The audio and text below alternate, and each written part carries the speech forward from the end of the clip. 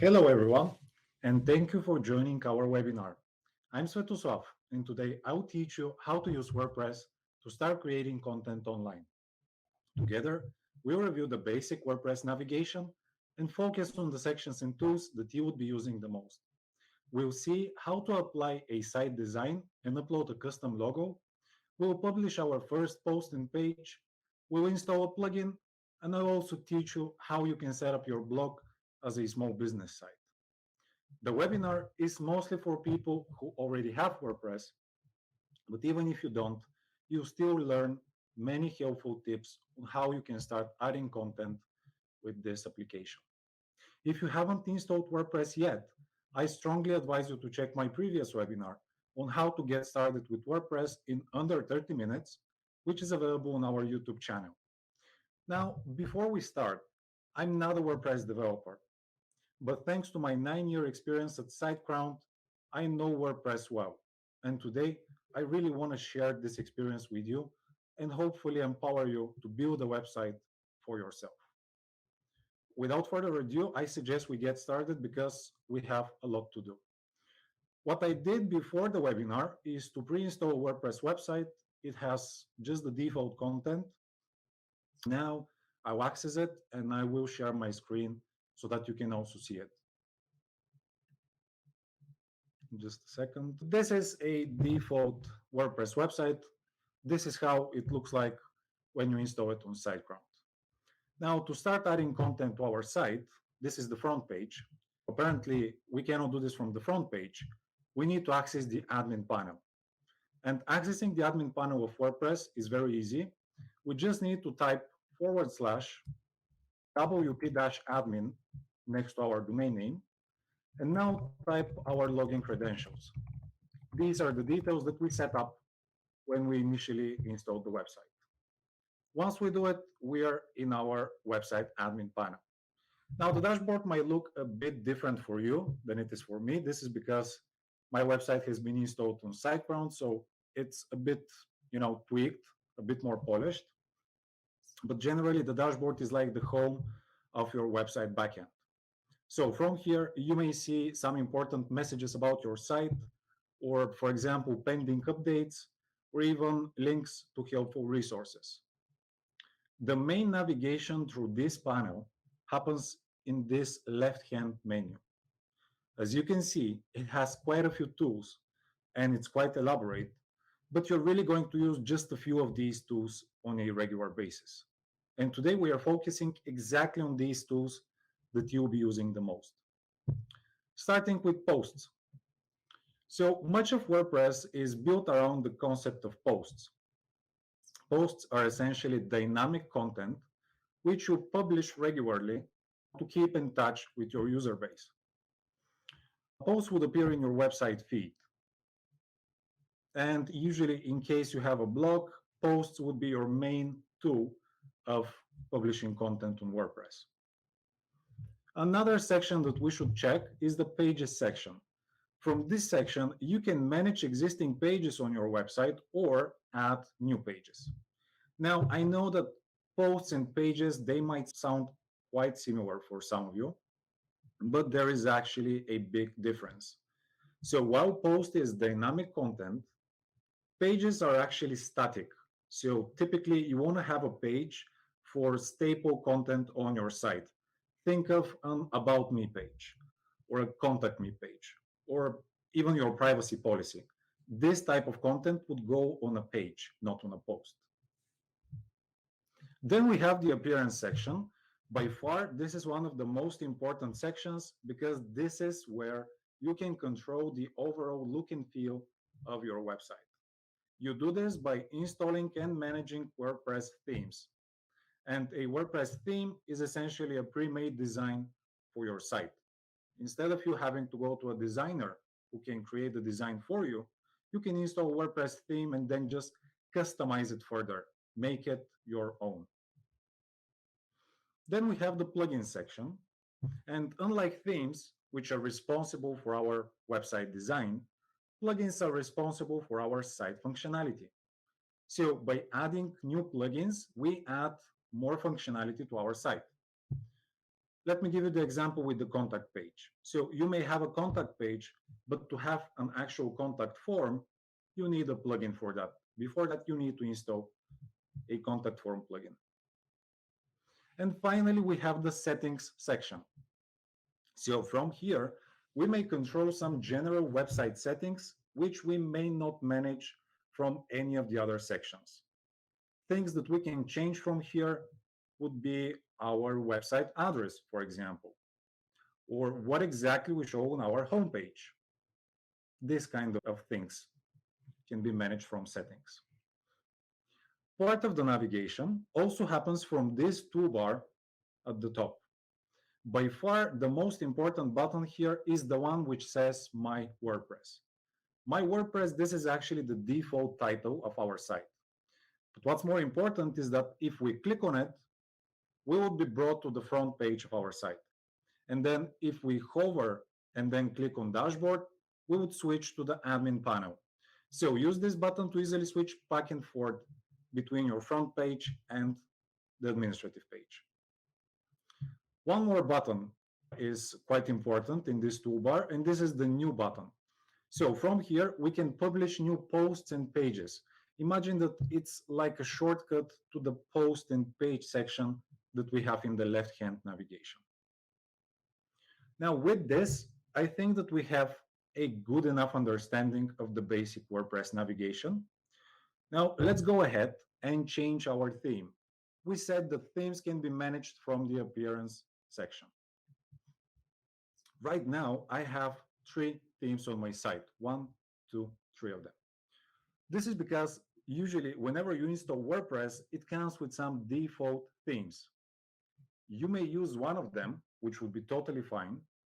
But what many people do is to get a different theme, usually provided by a third-party theme developer. Now, why would you do this? Typically because maybe the third-party theme would be closer to your website topic, and also because the third-party theme may have more editing options. So you may have, bigger freedom in terms of what you can change on your website using that theme.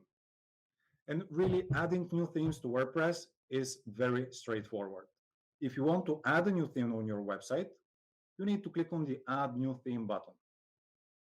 Now, what I see here are some recommended themes which have been created by theme developers, especially for SiteGround. So I see this section because I'm a SiteGround customer, and I can choose one of these themes and install it for free. If you're not a client, then you may browse the WordPress directory or also the theme gallery.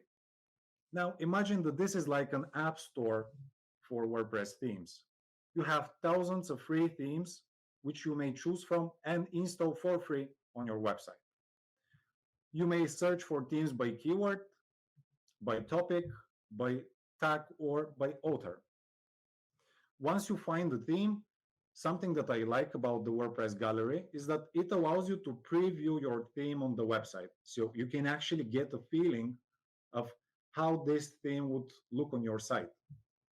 You do this by clicking on this magnifier glass.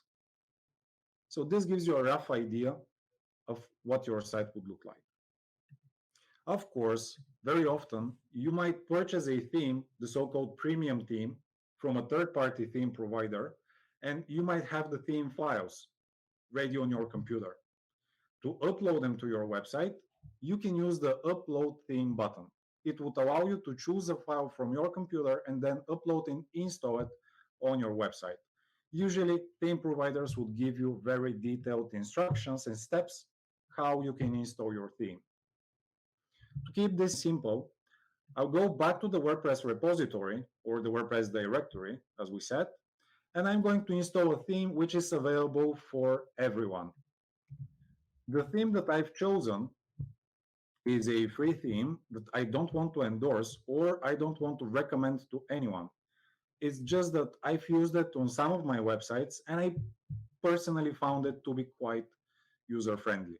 So I thought I might as well use it for that webinar. Installing the actual theme is a very simple process. Once you find the theme, you need to click on the Install button. and this would actually install the theme files on your website. And then to apply this design, to change your old design with the new one, you need to activate the theme. Once you do it, your website design will be changed. So let's go to our front page and see this. As you can see, our design has changed. Our website does not look like the site it used to. Now, once we change our theme, we may start customizing it further. To do it, we need to use the WordPress Customizer tool. We may access it either from the toolbar Customize or by going to our dashboard, Appearance, Customize. Either way, we would land on the WordPress Customizer. And this is the tool that we are going to use to change our website appearance. Pretty much every design element of our site can be managed from the WordPress Customizer. And for that, it is imperative to understand what are the things that we can change and we can manage from this tool. Let's start with the left-hand menu. So first we see that we are customizing My WordPress. As we said, this is our site title. Then we see that we are customizing our currently active theme, and we can also change it. So this goes to say that on our website, we may have multiple themes, but just one of them can be active at a time. So we will be customizing only the active theme. You may change it, of course. Just keep in mind that if you do this, all your progress on the old theme would be lost, or at least it won't be transferred onto the new theme. The new theme you would need to start customizing from scratch. For that purpose, I advise you to choose one theme, stick to it, and if you see that it's not working out, then change it to another theme. Let's go back to the menu. And now here I see the actual customization options that I have. Some of the things that we can typically do from the customizer are the following. We may change our website color palette. So what are the colors used on our site? We may change our typography. So what are the fonts on the website? What is the font family that we are using? We can change various aspects of various sections of our site. For example, our header. This is always the top part of your site, or your footer. So you can change how they look like. You may change how your blog posts appear in your feed. Do they appear in a grid or do they have some other order? You may also change how your pages appear, whether they have titles or not. You may change your menus and so on and so on. Pretty much for every design piece of your website, there should be an option somewhere in this menu. However, I really need to stress on that. Different themes would give you different customization options. All right. So depending on your theme, here you may see more options, but you may see less options than I do. For that purpose, I don't really want to go through each one of these options simply because odds are we are not seeing the same options. But instead, I wanted to give you the basics so that you know whenever you need to change something related to your design, where exactly you need to go and change it. What we both see though is this panel at the bottom of our screen. This is a very neat feature which allows me to check my website on different resolutions. So by default, I'm viewing it on the desktop resolution, but I can also check it on a tablet or even a mobile phone. I find it helpful because it allows me to recreate my user's experience all by myself. Moving on to the right part of our screen. Here we have a preview of our site. Any change that we make here on the left menu would be automatically visible. It would be applied on the right part of our screen. So this is really cool because I can see my changes on the go and I can change or undo them to my liking. As you can see here, by simply hovering over the different sections, we have the sections highlighted and this blue button appears. This is also valid for even for elements in the sections. For instance, my title and logo element, whenever I hover over it, you see how there is a blue button that appears. Now, this also depends on the theme that you're using a little bit, but usually all the themes work like that. By clicking on this blue button, you will be brought into the editing options that you have for that particular section, in my case, for the header, or for a particular element inside the section, which is my logo. Of course, the same options can also be managed from the left-hand menu. As long as you know that your logo is in the header, you would be able to find the editing options for your logo. This is just a shortcut to the same options. Let's go ahead and upload a custom logo. I've prepared one on my computer, so I'm going to hit the select logo button. And now I'll select the file that I have on my personal computer. And that's how I uploaded my logo. Now it's a bit small, and my theme and most themes allow you to easily resize it, to easily make it bigger or smaller. Regarding the site title, I can either change it to something else, or I may even completely hide it. So WordPress allows you to easily hide your site title. In case you are like me and you prefer to have just your logo without a site title, it's perfectly fine to simply hide it. Now, whenever you're happy with the changes that you made, don't forget to publish them. To publish or change, click on this blue publish button that you see here. Unless you publish your changes, if you accidentally close this tab or exit the customizer, your change would be lost. So you would have to do it again. So always publish the changes before you exit the customizer. Now my change is published, and I can go to the front end or to the front page, as we call it, and see my new logo. This logo is now live for all my website users. Great. Now let's go ahead and create our first post. We said that creating posts can be done from the new button, Post. Unless you're using a very old version of WordPress, creating new posts happens with the Gutenberg editor. The Gutenberg editor works with blocks, where each block is a separate piece of content. You may have blocks for your text, for images, or for videos. There is a block for pretty much every common content element in your post. Imagine that the blocks are like the building units of your posts and pages. And now I'll show you how easy it is to work with Gutenberg and with blocks. First, we need to add a title. So the other day, a colleague and I were discussing a local bakery which opened close by. So let's create a blog post on the topic of bread. As you can see, I can type text in free form, or I may also copy and paste text that I have already prepared. Now, to save time, I'm just gonna paste some text that I have directly into my blog post. If you've worked with Microsoft Word or with Google Docs, then this works the same way.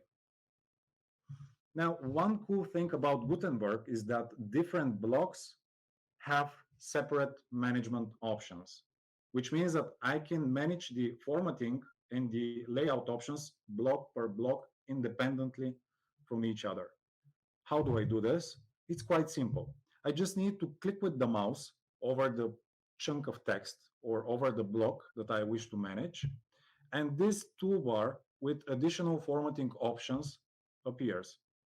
Let's see some of them. Let's see what formatting options we have. So first, I can transform my paragraph of text into another block, let's say into a heading block or into a list with bullet points. I like how I am able to preview what my new block would look like. I may also use these handles to move my text up or down. I may change my text alignment, or I have access to some formatting options such as bolding my text, making it italic, or even hyperlinking the entire text or just some keywords inside it.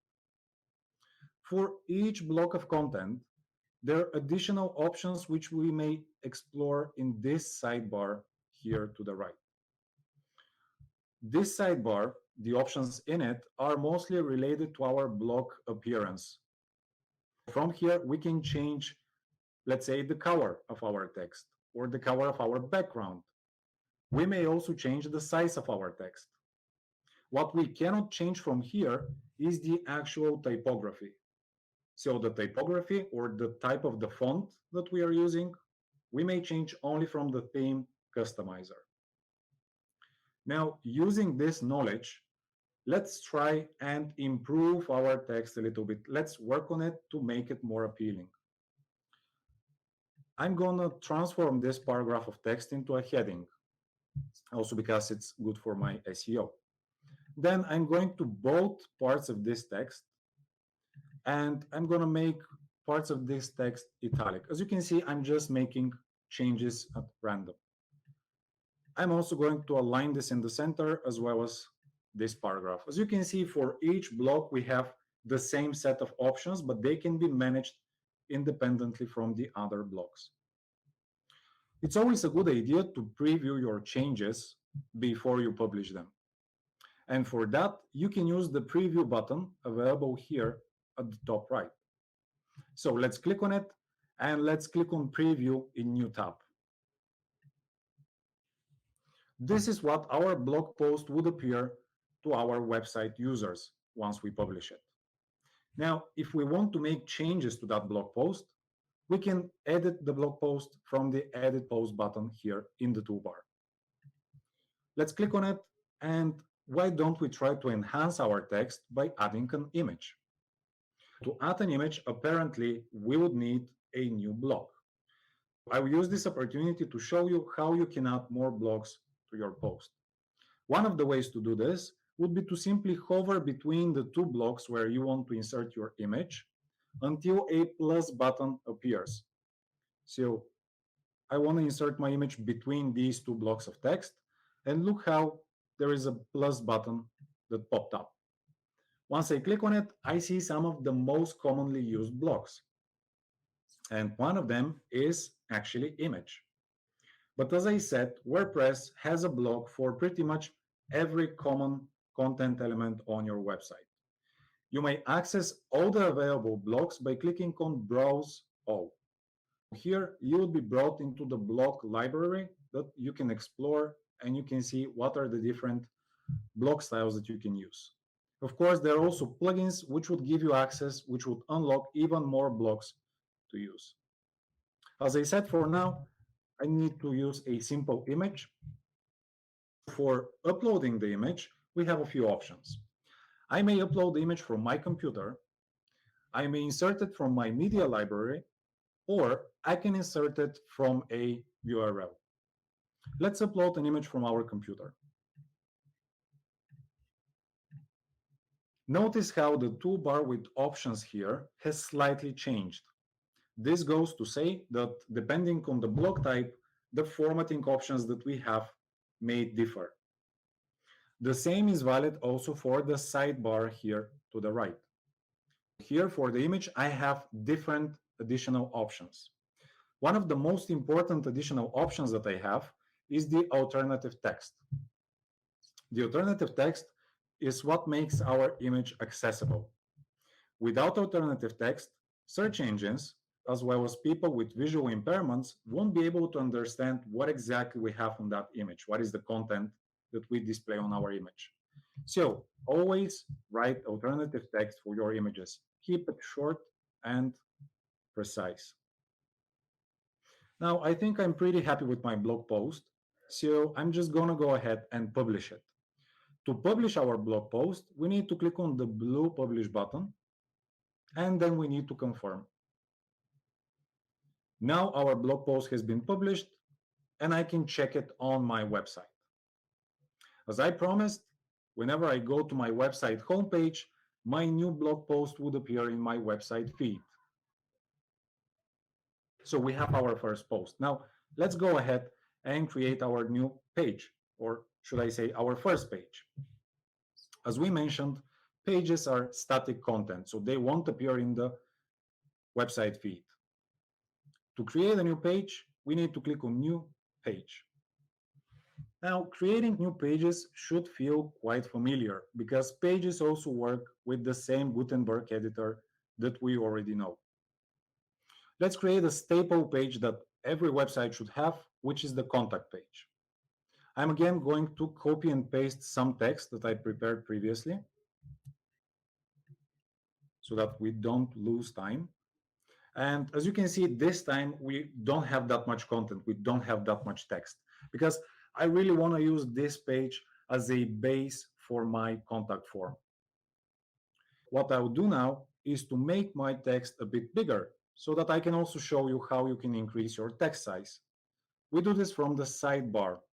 So let's set our typography size to medium for both of our blocks. Let's publish our page. Publishing the page happens the same way that we publish our post. And now let's check it. This is the page, and as we can see, it appears in our menu. Now, for some themes, pages will not appear automatically in your menu. Most of them do have this default option, but for some of them, you may need to do some additional tinkering. I promise, though, that it's very easy to show your page in the menu. If we go to our website feed, the page will not appear next to our blog post. Pages are static, they do not appear in the feed. All right, so we have the contact page, but people still cannot contact us. This is because we do not have an actual contact form. To add a contact form, we need to install a contact form plugin. So let's go ahead and do this. I'm again going to go back to the dashboard, go to plugins, and here I can see which are the currently installed plugins on my website. To add more plugins to it, I need to click on the Add New button. Again, as a SiteGround client, I'll see a section with some must-have plugins. These are plugins which have been developed by reputable plugin providers, and they're available for free to all WordPress users. What we did is to curate them, recommend them for our clients. Now, if you are not a SiteGround customer, you would probably open the WordPress directory, where you would find, again, thousands of plugins to choose from. Let's search for a contact form plugin. As you can see, here we have several results. So very often, you would have multiple plugins which serve the same purpose. For that reason, it is extremely important to research and choose the best plugin for your website. Now, you may ask yourself, how do I actually make this research? And the answer is that it's very simple. Whenever you find a plugin, just before you install it, click on the Learn More button and look for this site menu here. What are the things to look for? Check when was the last time that this plugin was updated. So if it was updated 6 to 12 months ago, probably the plugin creator does not maintain it very well. Also, double check that this plugin is compatible with your website. If it's not, then installing the plugin on your site may break it, or at least it might lead to a conflict, which you then have to resolve. It's always a good idea to also check how many active installations are using this plugin, and also what is the average rating for that plugin. Generally, the higher average rating, the happier people are with this plugin. The more active installations it has, then the more likely the plugin developer is to maintain, to support it well. Once you do your due diligence and you're sure that this is the plugin that you wish to install, you can proceed and install it. If your plugin is not matching some of these criteria, maybe it's a good idea to check for alternatives and then make a decision based on what the alternatives are. Of course, you may also have a plugin downloaded from a third-party provider or purchased from a third-party provider, in which case you can upload it, you can install it using the upload plugin tool. It happens the same way that you upload and install themes. All right, Well, since SiteGround has already done the heavy lifting for me, I'm going to go to the must-have plugins, and I'm going to install the contact form plugin recommended by SiteGround. Installing the new plugin is easy. We just need to hit the install button, which would again install our plugin files, and then we need to activate our plugin. Once we do, we will be brought into the plugin menu. And here, with some additional steps, and maybe in 5 to 10 minutes, we would be able to create a contact form and then add it to our Contact Me page. As much as I would like, today we won't have the time to go through this setup.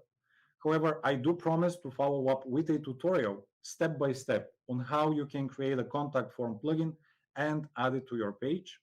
And you can also order it as an extra service in your SiteGround client area in case you're a SiteGround customer. Now, with that, guys, I think that we have a pretty solid foundation for our blog. We just learned how to change our theme, how to change our logo. We published our post, and we even have a contact me page. How about converting our blog into a small business website, into a small bakery business website? Apparently, if I want to do this, I don't want to show my latest blog posts on my website homepage, but I would rather show more information about my company. So, why people should come to my business. To do this, obviously, we first need to create a new page with more information about our company. And then we would need to set it as the home page of our site. And that is exactly what we are going to do now. So let's start by creating the new page. I'm going to create an about page. And now, really, there isn't a one fit for all page. There isn't a universal formula what you should have on your homepage. Typically, if we talk about a small business website, you want to have your mission statement.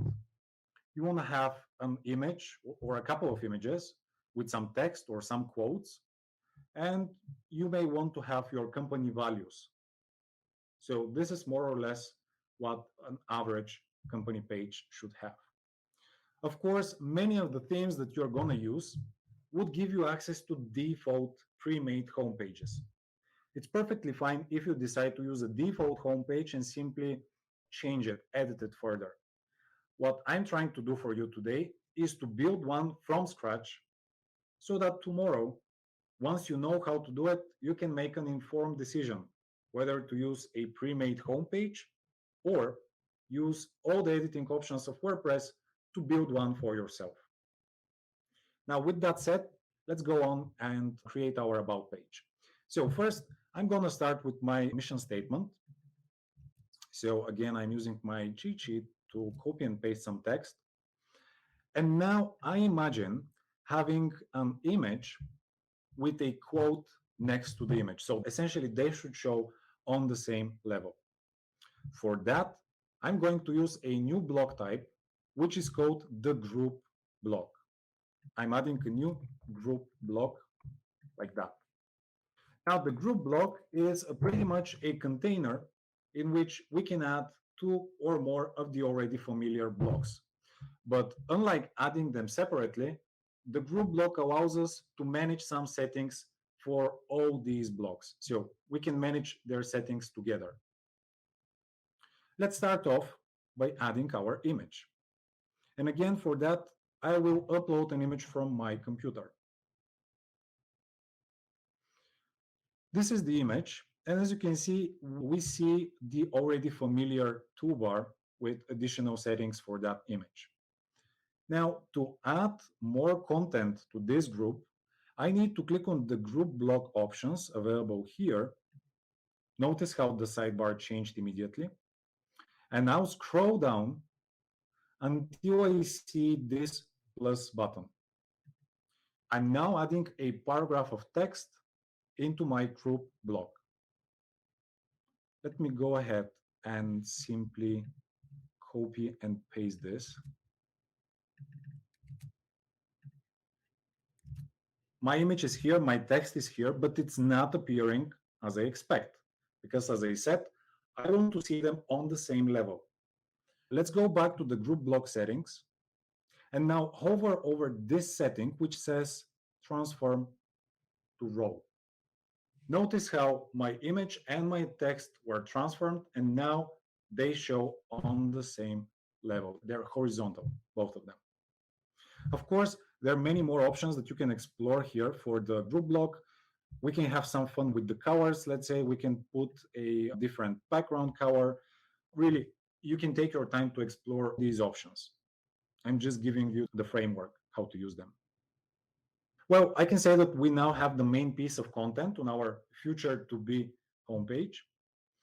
Let's add two columns with our company values.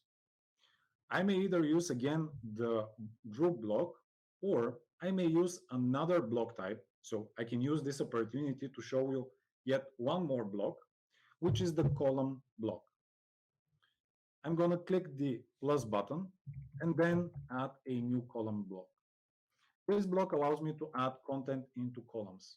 I can have up to 3 of them. Well, I have 2 values, so for my business, I'm adding 2 columns. The cool thing about columns is that you may add as many blocks as you wish per column. Now I'm gonna add a paragraph of text in this column and one more here. Now the only step left is to go and copy and paste my text, my values into these paragraphs of text. As you can see, the columns were really used to just format my 2 paragraphs to show next to each other. So, copying the first one,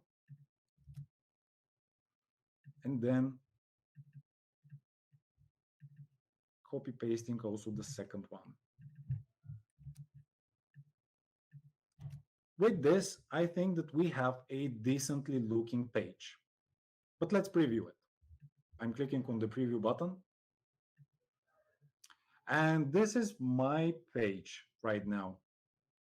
I think I can slightly edit the text to make it more appealing, to enhance it a little bit. To edit the page, I click on the Edit Page button. And now let's see how we can use the knowledge that we already have to make this page better. Let's start with our mission statement. First, I'm going to convert my paragraph of text into a heading. I'm also going to align this heading in the center. Regarding this text here, I mentioned that I prefer this to be a quote. So let's try to transform this paragraph of text into a quote and quote ourselves. Okay. Let's put some more emphasis on our company values. We can do this by changing them also to heading. And with this, I think that we have a nicely looking page. Let's publish it. All right.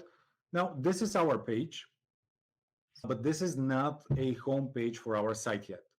If you go to my homepage, you would still see that I have my blog post feed. To make the About page our new homepage, we need to go back to the dashboard. We need to go to Settings and then to Reading. Reading is actually the setting which is responsible for how people read your blog. Since WordPress originally is a blogging software, by default on the homepage, it always displays your latest posts. However, it allows you to easily change this setting, and instead of your posts, you may start showing a static page of your choice. Now, in my case, for the homepage, I prefer to show my About page, the one that I just created. Now, you may ask yourselves, well, what would happen with all the blog posts that we have? For these blog posts, we have 2 options. If we don't really want to have a blog section on our website, we may not choose a page for our blog posts. So we may choose not to show them, not to display them on our site. We would do this in case we don't really have the time to maintain a blog. If we do want to have a blog, then what we can do is to choose another page where our blog posts would appear. Now, in my case, This cannot be the about page because obviously there's going to be a conflict. And it also cannot be the contact page because I don't really want to show my blog posts on the contact page. This should be the page where people can get in touch with me. So to start showing our blog posts into our site, we need to create a new page for them and then set it as the default posts page. Let's save our change now and let's see how this would happen. I'm going back to pages, add new, and I'm going to call my new page blog. You can call it however you want. To WordPress, this doesn't matter. It's not important. It only matters for your users. So call it the way that you want your users to understand it. It can be blog or it can be news. It can be anything. Regarding content, we don't really need to create any content on that page because once we set it as the default page for our blog posts, the content would be automatically filled out by our latest posts. With that said, let's publish the page and go for one last time into our settings menu, reading, and now choose the just published blog page as the default page for our posts. Let's save this change and go to our front page. As you can see, our home now shows the about page I just created, while my blog posts are still available on my blog page, which can be accessed from my menu. By the way, if you are annoyed by the fact that here it says about, most themes would allow you to easily hide your page title. This is usually done from the customizer. Let me do this real quick and I can show you. Let's go to customize, search our pages options. So search through all these options. There it is, pages, and simply hide our page title. This is how we would remove the title of the page. And now on our home page, we would only see our mission statement with the content that we wanted. With that, guys, I think we have a decently looking 3-page business website. Is it perfect? Well, perhaps it's not perfect, but really it doesn't have to be perfect. Okay, just put it out there and adjust it as you go. 40 minutes ago, we didn't even have a site. So let's take a moment and really appreciate ourselves for the job well done.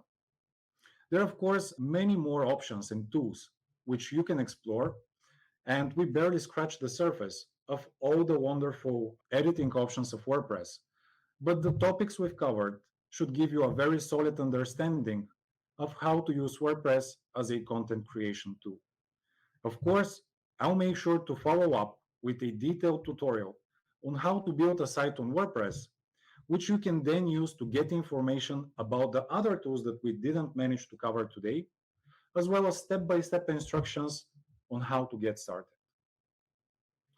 Now, with that said, let's slowly move to the Q&A session. I'm pretty sure that we have lots of questions, and unfortunately, we won't have the time to answer all of them.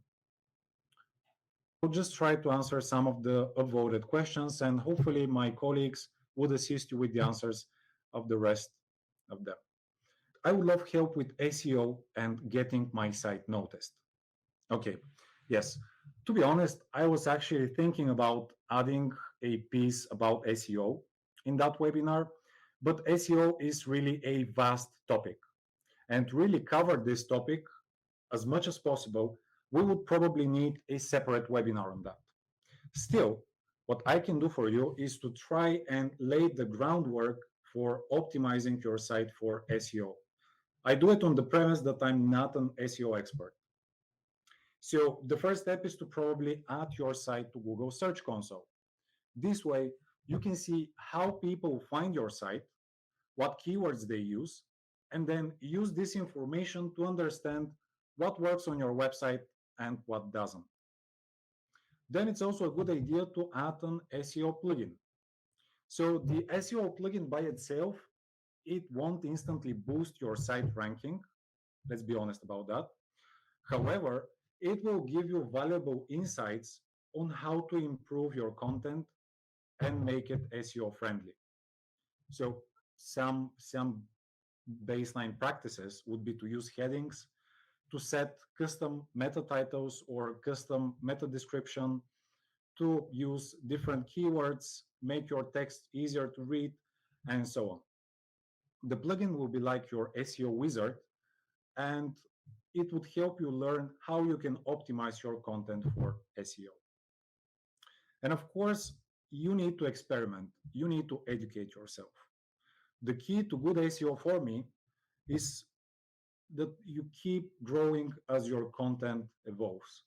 Okay, experiment with different keywords, read resources on good SEO practices, and hopefully with time, your content will get better for the search engines and your website will start appearing higher and higher. We also have a question about bots. Now, bots isn't really something that is within the topic of the today webinar, but still, as I can see, people have upvoted it, so I'm going to address it. First, the most important thing is that not all bots are actually harmful. Some of them can actually help your website. So first off, you cannot stop all bots from accessing your site, and you should not. Okay, there are search engine bots which should access your site in case you wish your site to be shown on Google, for example. Still, there are a few ways to deal with bots depending on what the bots are. So if we are talking about bots that send, let's say that use your website contact form, send you emails, try adding a CAPTCHA to that contact form. You have many plugins that can do that. By adding a CAPTCHA, you would challenge the bots, and in case they cannot resolve it, they won't be able to spam you. If these are bots that generate fake traffic on your site, try using a security plugin. Then you will be able to gather stats about the bots, about their IPs, and eventually block them. For instance, we have a free security plugin, which is called SiteGround Security, which you can easily install. It's free for everybody. And you may block such bots from the plugin and do much more. Also, Daniel from our team, he recently had a webinar on website security, and this was one of the themes, one of the topics that he actually touched upon. So you may also check Daniel's webinar. It's available on YouTube. All right, I'm a business owner. Part of the business is having a blog. However, I find it difficult to understand and use the Divi builder. All right, yes, I actually expected questions like this. This question deserves attention. It's a long topic, but I will do my best to summarize it. Divi and Elementor are very good page builders. I showcased you the native WordPress editor and functionality and showed you how to create content using the built-in tools because I wanted to show you the base framework for building content on WordPress. Now, Divi and similar page builders, imagine that they're like add-ons which work on top of this framework. Of course, these add-ons can perfectly coexist with WordPress. However, there are, of course, caveats to that. For instance, Divi and Elementor and other page builders, they would have their own learning curves. And these learning curves, they would require additional time and effort on your side to master. Because of that, in my opinion, before you attempt to use Divi or any other site builder, you need to understand the basic WordPress editor and get comfortable with the concept of blocks. Keep in mind that these page builders, they're largely built around the concept of blocks. Okay, they just add more features to them.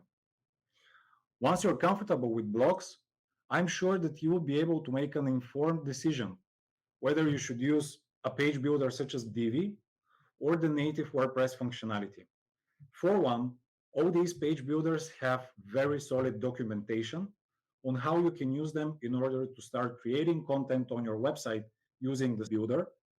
Plus, we also have a webinar about creating a website with Divi, which you can find on YouTube. So you can also check out this webinar. But before that, really try to understand the baseline, the framework of WordPress. My goal today was to really show you the tools that you can use to create content with WordPress and to show you that creating a website is not that complex. So as long as you understand the basics and as long as you get comfortable with WordPress, with blogs, I'm pretty sure that you will be able to build a wonderful website despite the hiccups. With that said, I think it's time for a wrap. So I really hope that this webinar was a good investment of your time, and I look forward to you creating websites on WordPress. I wish you happy holidays, and until next time.